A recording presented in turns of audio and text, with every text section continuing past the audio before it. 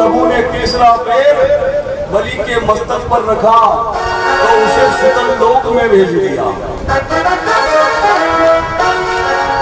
इस प्रकार प्रभु ने 3 पग में बलि का सब कुछ ले लिया दान मांग करके। अच्छा, भगवान ने केवल 3 पद ही क्यों मांगे? क्योंकि प्रभु कहना चाहते हैं कि धर्म के काट में यदि देना है तो तीनों ही पद देने हैं, तन, मन और धन। इसीलिए 3 पद को भी मांगी कि बलि धन्य हो तुम, तुम्हारे जैसा दानी कोई नहीं हो सकता। सब कुछ जानते हुए भी, मेरे रूप को देख करके भी आप अपने संकल्प से पीछे नहीं हटे। मांगो तुम क्या मांगते हो।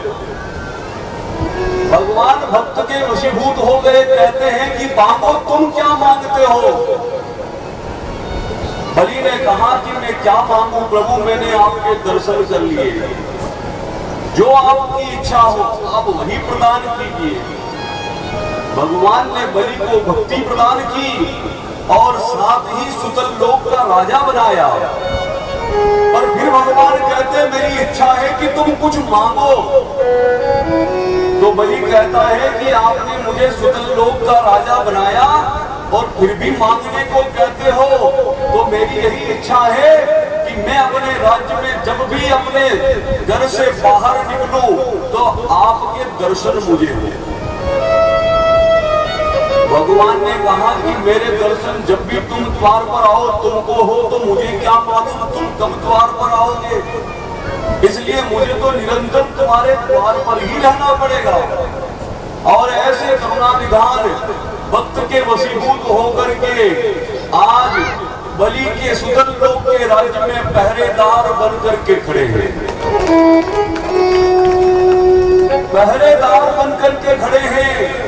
और अभी श्रावण मास चल रहा है, जिसको चातुर्मास हम कहते हैं ना, ये चातुर्मास का वही समय है जब भगवान बलि के द्वार पर रहते हैं।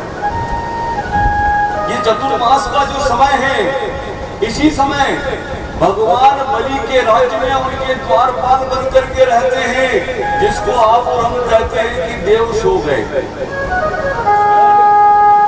अब हम सब कहते हैं कि देव सो गए, तो ये बताओ कि पहरेदार कभी सो सकता है क्या?